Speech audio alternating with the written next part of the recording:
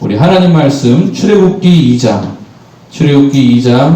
21절로 25절 말씀. 출애굽기 2장 21에서 25절 말씀. 구약성경 84페이지에 있습니다. 출애굽기 2장 21에서 25절 말씀.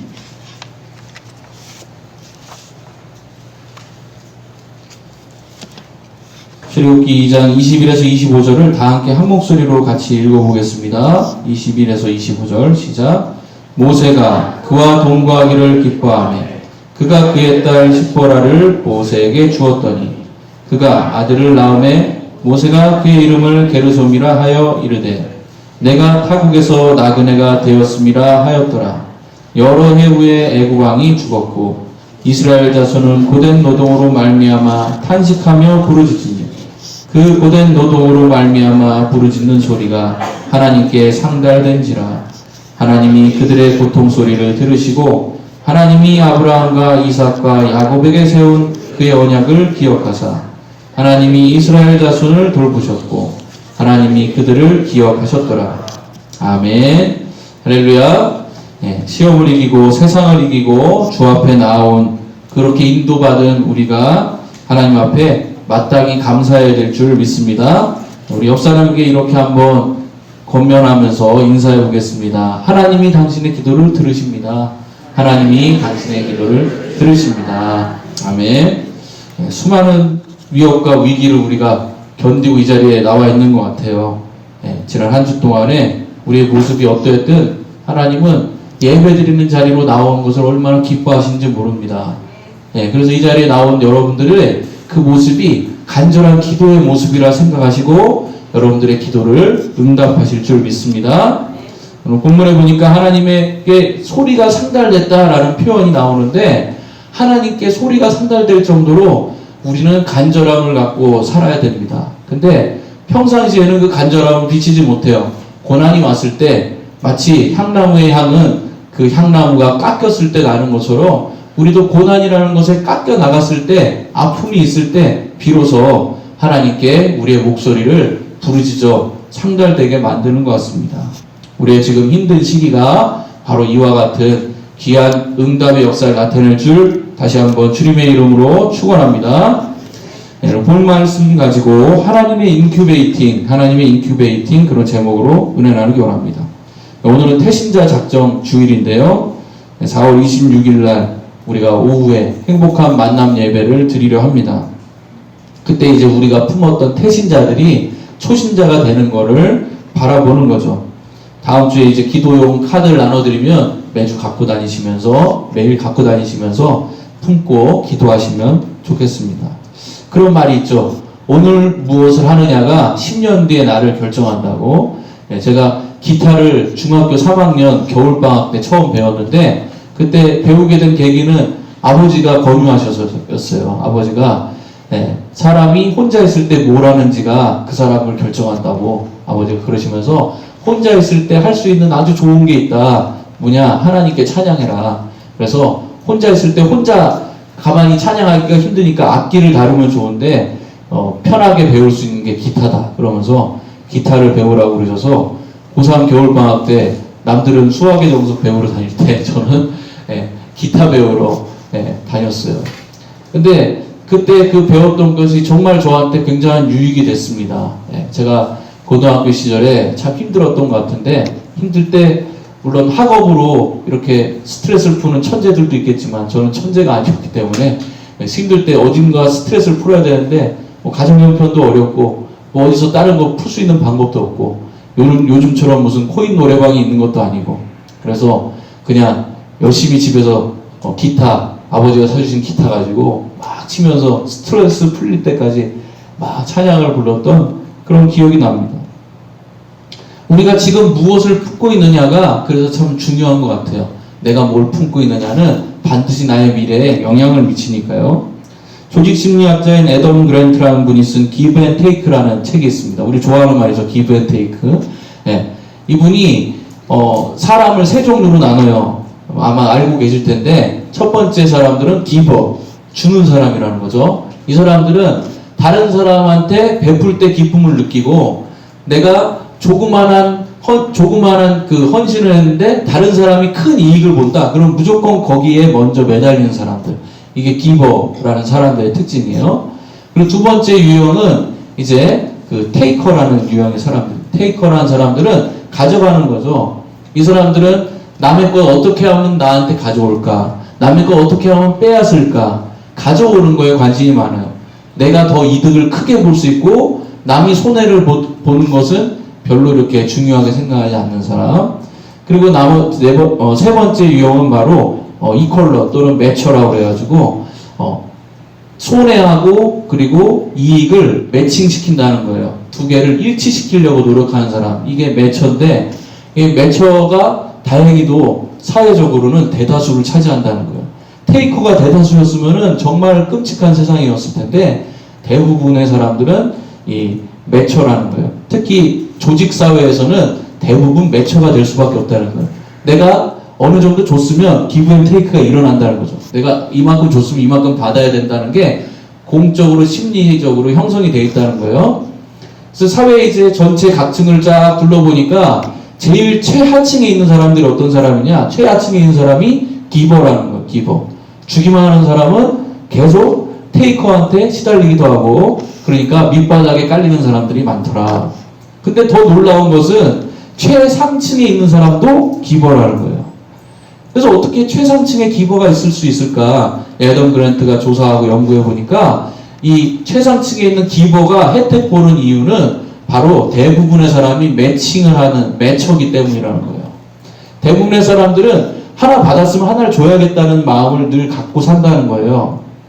그러다 보니까 이제 기버가 먼저 일단 베푸는 거 아닙니까? 먼저 베풀면 그 베품을 받은 이 매처들이 가만히 있지 못하고 언제 이걸 갚아야 되는데 라는 심리를 갖고 있다는 거예요.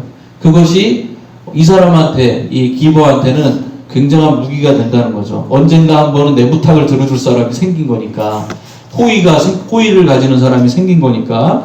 그래서 기버가 그렇게 성공하는 이유는 바로 나중에 언제고 설득과 한심을 살 수 있는 사람들이 대다수인 사회로 우리가 살기 때문에 기버한테는 성공할 수 있는 이유가 충분히 있는 세상이라는 거예요. 그래서 성공하려면 주는 것부터 시작해라. 이 애덤 그랜트가 역설적으로 그렇게 이야기를 합니다. 이 주장이 설득력 있느냐, 그것보다 더 주목하고 싶은 거는 바로 사람이 지금 어떤 마음을 품고 있느냐가 반드시 영향을 미친다는 이 심리학적인 연구 결과인 거죠.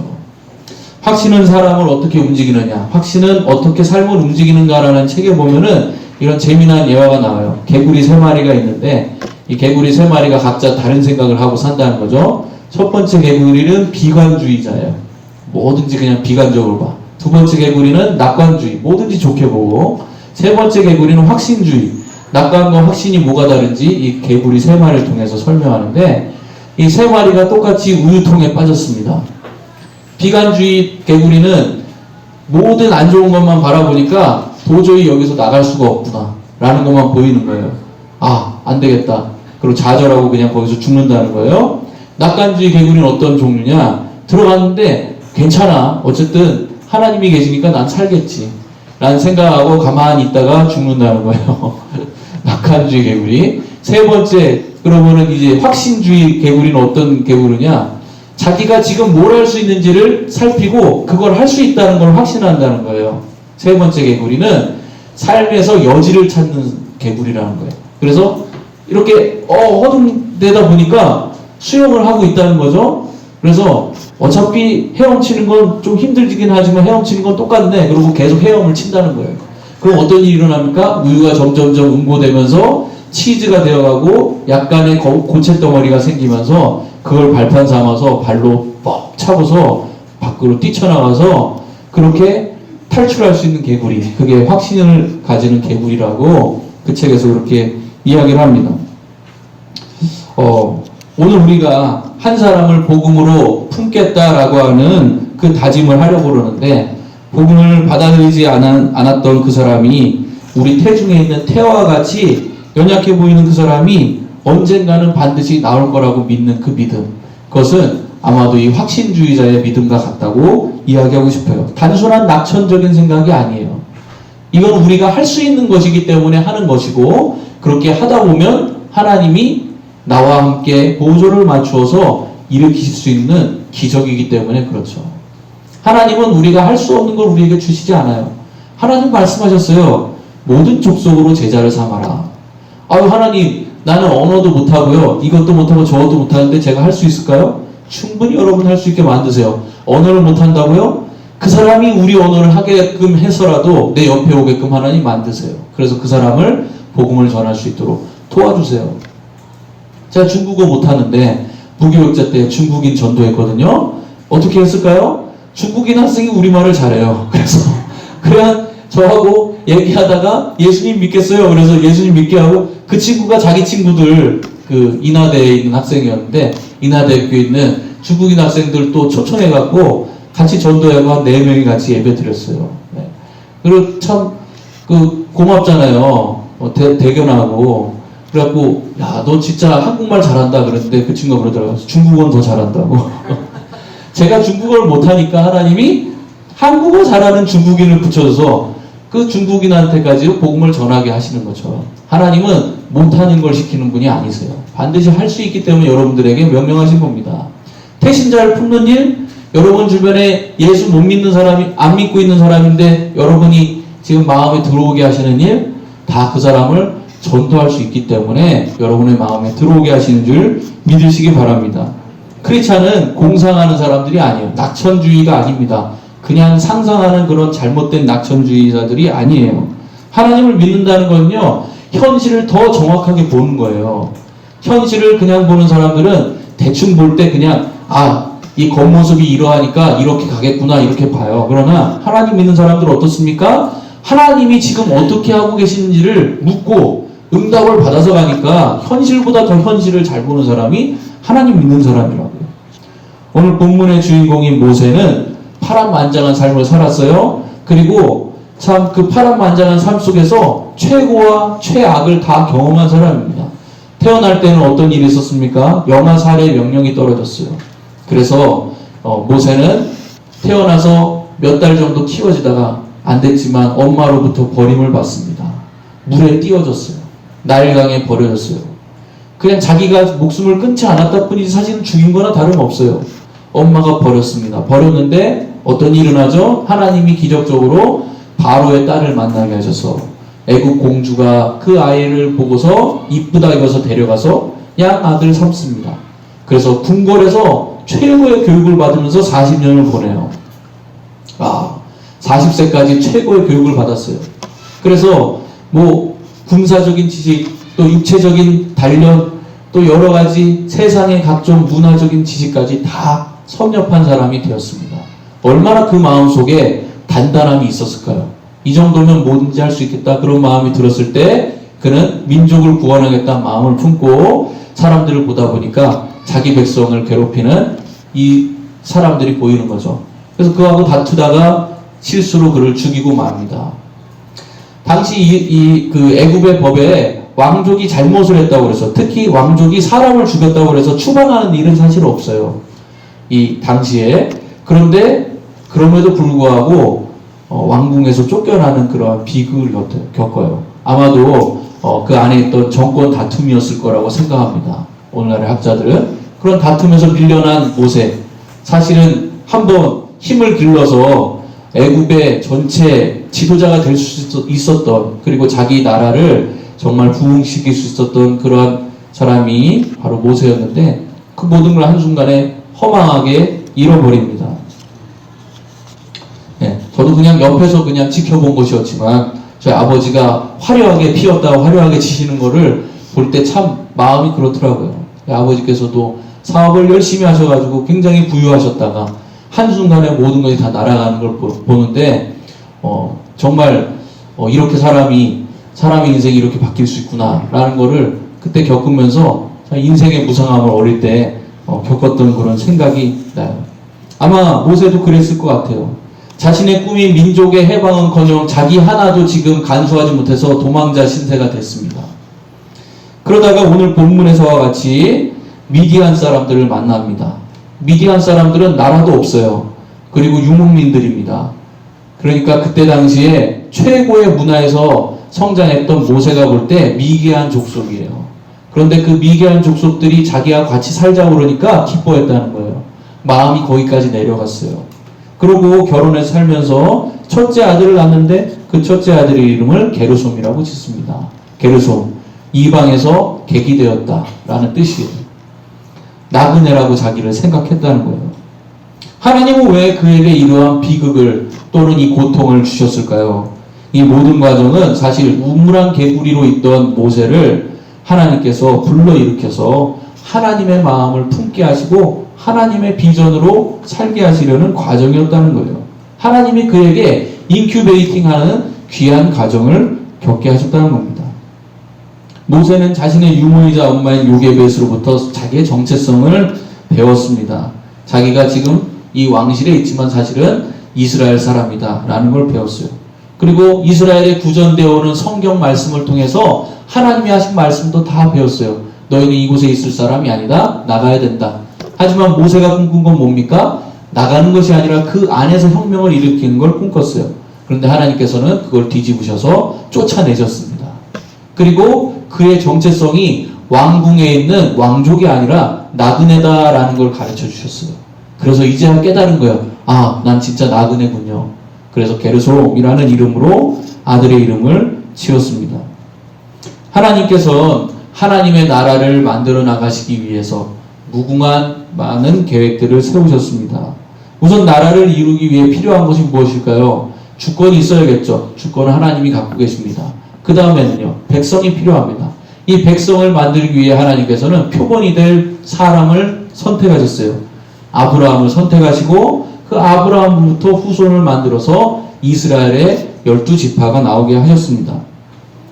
그래서 이 12지파가 이제 애굽에 들어가서 약 400년간 머물렀습니다.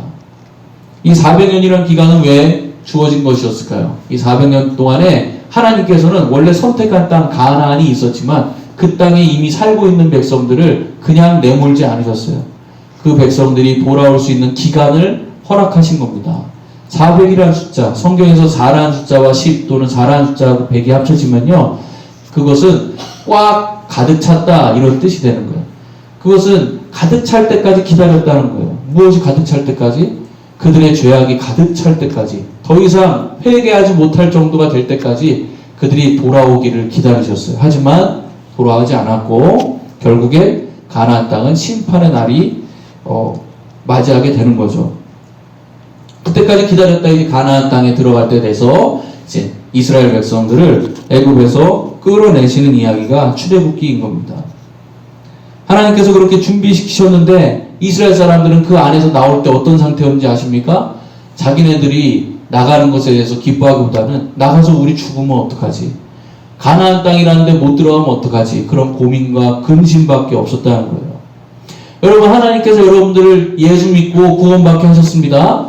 예수님 말씀하셨어요. 너희가 살아서 나를 믿으면 죽어도 죽지 않는다 말씀하셨어요. 인간에게 있어서 가장 고민되는 문제가 무엇입니까? 사실 죽음의 문제죠. 근데 그 죽음의 문제조차 아무것도 아닌 걸로 만들어주시겠다고 믿는 자에게 약속하신 게 예수님인데, 우리는 살면서 죽음과도 같지 않은 별 시덥지도 않은 여러 가지 문제들로 인해서 고민하고 죽겠다고 얘기합니다. 하나님은 우리의 그 근심하고 걱정하는 마음에서 하나님을 바라보는 마음으로 거듭나기 원하시는 거예요. 마치 이스라엘이 애굽에서 종노릇 하다 보니까 그게 자기의 땅이라고 착각하고 거기서 먹던 기름진 우상숭배한 음식이 자기 거라고 착각하고 있던 거를 벗어버리기 원하시는 것과 같아요.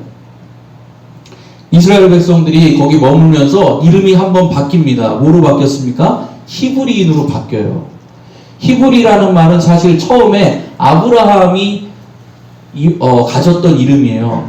아브라함이 강 건너편에서 왔다 그래서 강 건너편에 에벨이라는 데서 히브리가 왔다 그러는데, 근데 이때 히브리라는 단어는 그 뜻하고는 또 다른 단어예요. 어떤 뜻이 되냐면 흩어진 자들 이런 뜻이 돼요. 그러니까 이스라엘 사람들이 자기들이 하나님의 백성이라는 걸 명확하게 강하게 생각했으면 이스라엘이라는 이름을 굉장히 주목하고 썼을 텐데 히브리 사람들이 나왔다라는 표현으로 되는 거는요, 자기들이 여기 이 애굽에 사는 수많은 소수민족과 똑같다 그런 생각을 했다는 거예요. 자기네들도 저 이름 모를 근거 모를 사람들하고 별다를 게 없다. 우리는 근거가 없어. 근본을 모르는 존재야. 이렇게 생각했다는 거예요. 하나님은 분명히 명확한 목적을 가지고 이스라엘을 탄생시키셨고 명확한 목적지를 향해서 가게 하셨는데 살아갈 방향과 목표를 다 잃어버린 겁니다. 우리가 예수님 믿고 신앙생활 하면서 살아가는데 허망하게 내가 뭘 하고 있지라는 생각이 들 때가 있다면 여러분은 이스라엘이 아니라 히브리라는 삶으로 살아가고 있는 건 아닌가 생각해 볼 필요가 있는 거예요. 여러분, 하나님은 이스라엘로 부르신 겁니다. 믿으십니까? 하나님 여러분들을 단지 흩어져 있는 수많은 사람들 중에서 모으신 게 아니에요. 선택해서 하나님의 말씀을 이루시려고 그 여러분들을 부르신 줄 믿으시기 바랍니다. 그렇게 부름받았다는 사실을 모세가 먼저 깨달았어요. 아, 나는 이 땅에 머문 존재가 아니라 나그네였구나. 내가 갈 고향이 있구나 따로. 그래서 그 본향이 늘 그리운 상태가 됐어요. 그러자 하나님께서 그 그리운 마음에 역사하셔서 본향을 보여주시고 네가 먼저 그들을 이끌고 가라 말씀하셨다는 거죠. 오늘날의 유대인들은 전 세계 억만장자의 약 3분의 1가량을 차지하는 굉장한 엘리트 집단으로 성장했습니다. 어떻게 하면 그렇게 될 수 있을까 많은 사람들이 궁금해하고 많은 책들이 나왔는데 그런 책 가운데 더 룰이라는 책이 있어요. 규칙. 그 책도 이제 쓴 사람이 유대인인데 그 사람이 재미난 그런 질문을 던집니다. 유대인이라면 이 질문에 어떻게 반응할 것이냐 그런 거예요. 어떤 질문을 하냐면 아이가 사과 6개를 가지고 집을 나갑니다. 그랬다가 집에 돌아왔는데 손에 사과 2개가 있어요. 그러면 사과가 과연 몇 개가 없어진 걸까? 라는 질문이에요. 1번 2개, 2번 3개, 3번 4개, 4번 6개, 다 5번 전부 다 라는 질문입니다. 근데 이 질문에 유대인들이 그럼 뭐를 답이라고 얘기를 하겠느냐라고 이야기를 하는데 정답은 유대인이라면 문제가 이상하다고 항의한다는 거예요. 네. 왜냐하면은 무슨 이유를 대서라도 다 답으로 만들 수 있어요. 무슨 이유를 대서라도. 예를 들어서 하나도 없다라고 주장하고 싶으면 썩은 사과는 사과가 아니기 때문에 하나도 없다라고 주장할 수 있다. 얘가 갖고 온 거는 2개 다 썩었다고 얘기하면 4개가 없어졌고 2개도 썩었으니까 없다고 얘기할 수 있는 거 아니냐. 이렇게 우길 수 있는 거리들이 다 있기 때문에 이 문제는 잘못된 문제다. 유대인이라면 그렇게 대답한다는 거예요. 그럼 유대인이 가장 대답하지 않을 답은 뭐냐? 3번이라는 거예요. 3번. 4개. 6개 갖고 갔다가 2개 갖고 왔는데 4개가 없어졌다고 하는 대답을 유대인들은 절대 하지 않는다는 거예요. 왜냐? 왜인지 이유를 설명하는데 좀 소름이 돋더라고요. 왜냐하면 유대인들은 생각하는 민족이기 때문에 그렇다는 거예요. 4개가 없어졌다고 얘기하는 건 생각 없다는 거예요. 생각 없이 대답하면 그냥 4개가 없어졌다고만 얘기하는데 유대인들은 생각하기 때문에 다른 답을 하게 돼 있다는 거예요. 아, 그렇구나 진짜. 알버트 아인슈타인이 어땠습니까? 어릴 때 1 더하기 1은 1이라고 얘기했잖아요. 그죠? 1 더하기 1, 진흙덩이 하나 더 하면은 큰 진흙덩이가 된다고 생각해서. 근데 선생님은 1 더하기 1이 1인데 어떻게 1이냐고 그러면서 쟤는 전능하다. 이렇게 낙인 찍었다고. 그런 이야기 나오지 않습니까? 유대인들은 정말 그런 사람들이구나. 그런 생각을 그 책을 보면서 할 수가 있겠더라고요. 세상은 겉모습이나 사람에게만 집중하지만 하나님을 아는 신앙인들은요, 이처럼 그 너머의 것을 보고 진지하게 생각하는 사람들이어야 된다는 거예요. 하나님께서는 이처럼 우리가 단지 눈앞에 있는 목표에만 집중하지 않고 하나님이 계획하신 것을 보는 새로운 시각을 갖기 원하신다는 거예요. 그리고 그 마음을 품도록 우리에게 기꺼이 고난을 허락하십니다. 고난이 없으면 사람은 그냥 단순하게 생각해요. 6개에서 2개 빠졌으니까 당연히 4개지 라고 밖에 생각하지 않아요. 그러나 고난을 겪은 사람은 그게 아닐 수도 있어. 이게 답이 아니면 어떡하지? 저것도 답이 될 수 있는데? 라고 사고를 계속해서 전환한다는 거예요. 모세가 오늘 본문에서 겪고 있는 이 나그네의 고통은 사실 하나님께서 모세를 일으키시고 그리고 쓰시기 위해서 품게 하시는 인큐베이팅 작업이라고 말할 수 있다는 겁니다. 인큐베이팅이란 무언가를 잘 진행되도록 또는 탄생하도록 도와주고 배양한다는 그런 뜻입니다. 근데 이 인큐베이트라는 단어의 원래 그 언어는 큐라레라고 하는 라틴어에서 왔는데 알을 둥지에다 낳는다 그런 뜻이래요. 그러니까 낳을 때는 깨어나 있지 않은 생명이 보이지 않는, 겉으로 볼 때는 아무것도 아니지만 분명 생명이 있는 존재라는 거예요. 알을 둥지에다 낳았으니까 유정란이라는 거죠. 모세가 하나님의 백성을 400년 만에 이끌고 나오기 위해서는 먼저 그 자신이 하나님의 백성이 되어야만 했어요. 하나님의 백성은 어떤 존재라고요? 나그네와 같은 존재. 그래서 하나님은 그가 아직 가야 될 땅이 있다는 것을 알게 하시기 위해서 만족하고 있는 왕궁에서 억지로 끌어내서 나그네의 삶을 체험하고 품도록 하셨다는 겁니다. 그리고 모세가 품은 그 나그네의 삶을 이후에 60만 명이 함께 품고 광야 생활을 하게 된 거예요. 물론 그 여정 가운데 죽은 믿음을 지닌 이들은 40년 광야 생활 속에 죽어갔습니다. 산 믿음을 지닌 자들만 가나안에 들어갔어요. 창세기에 보면 하나님께서 우리한테 이렇게 말씀하시죠. 생육하고 번성하여 땅에 충만하라고. 하나님이 우리한테 주신 사명이에요. 근데 사실 하나님은 우리가 없어도 우리를 생육하고 번성하고 땅에 충만하게 만드실 수 있어요. 우리가 없어도 세상 모든 것을 충만하게 만드실 수 있는 분인데 우리한테 명령하셨다는 게 특이한 겁니다. 한마디로 하나님께서는 우리를 인큐베이터로 쓰기 원하신다는 거예요. 무언가를 품는 존재로 만들기 원하신다는 거예요. 살다 보면은 때론 우리가 품고 싶지 않은 것도 품어야 될 때가 있습니다. 품기 싫은 그 알이 그러나 깨어나면 얼마나 큰 기쁨을 주는지 우리는 경험해봐서 잘 알고 있습니다. 한 고비 한 고비를 넘길 때마다 얼마나 큰 기쁨과 감격이 있습니까?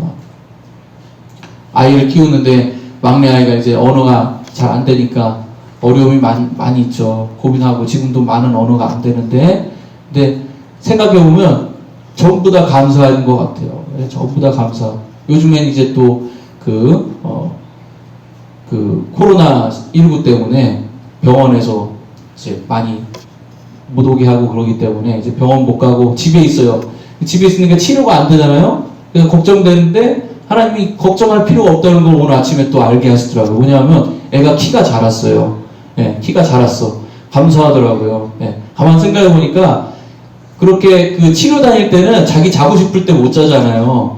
근데 집에 있을 때 마음껏 자니까 자면 애들이 자라는데 잠을 많이 자서 그래서 키가 좀 자란 것 같아요. 우리 현이가 막내 아이가 또래 애들보다 좀 많이 작은데 그래서 하나님께서 이런 또 일을 일으키시려고 힘을 주셨구나 그런 생각을 하면서 바라보게 됩니다. 한 고비를 넘길 때마다 우리가 품고 있는 것은 더 귀한 가치를 우리에게 발현해 줍니다. 며칠 전에 제가 부교육자 시절에 양육했던 한 청년이 결혼한다고 자기 커플과 함께 왔어요.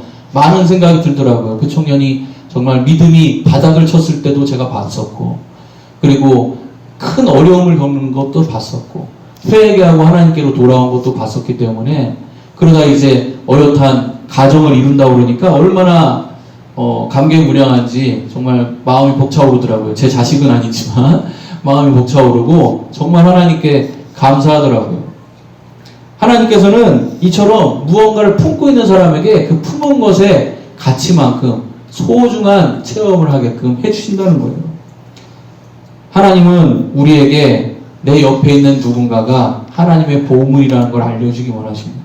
그리고 그걸 품어달라고 말씀하세요. 내가 그 아이를 변화시킬 수 있지만 너에게 맡긴다. 네가 좀 품어라. 하나님 그렇게 말씀하세요. 무엇을 품냐가 그 그릇의 가치를 나타내는 것처럼 우리가 하나님의 사랑하는 일을 품고 하나님의 꿈을 품는다면 우리의 가치도 함께 높아지는 줄 믿습니다. 한 번도 해보지 않았더라도 여러 번 해보고 실패해서 아무런 기대가 되지 않는다 하더라도 나의 관점이 아니라 하나님의 관점에서 그래도 여전히 가치가 있는 보물이기 때문에 우리가 그것을 품어야 될 이유는 충분한 줄 믿습니다. 사랑하는 성도 여러분, 모세에게 괴로운 나그네의 마음을 가르치신 하나님, 그 하나님께서는 그 나그네의 마음으로 이스라엘을 품게 하셨습니다. 여러분들의 삶에 겪은 고통과 고난이 여러분들이 품어야 될 대상의 마음일 줄 믿습니다. 그 대상을 더욱더 사랑할 수 있게끔 여러분에게 만들어주신 마음인 줄 알아요. 그래서 여러분들 이 시간 마음속에 떠올리시는 어떤 대상이 있다면 그를 품고 기도하시기 바랍니다. 그가 하나님께 돌아오기 원합니다. 내가 가장 잘 알게끔 내 옆에 두신 그가 날 통해서 예수 믿기 원합니다. 아니 나를 통해서가 아니더라도 이 기도를 받으시고 변화돼서 신앙생활하면 좋겠습니다. 그런 간절한 마음으로 하나님의 꿈을 품는 인큐베이터로 다시 거듭나시길 주의 이름으로 축복합니다.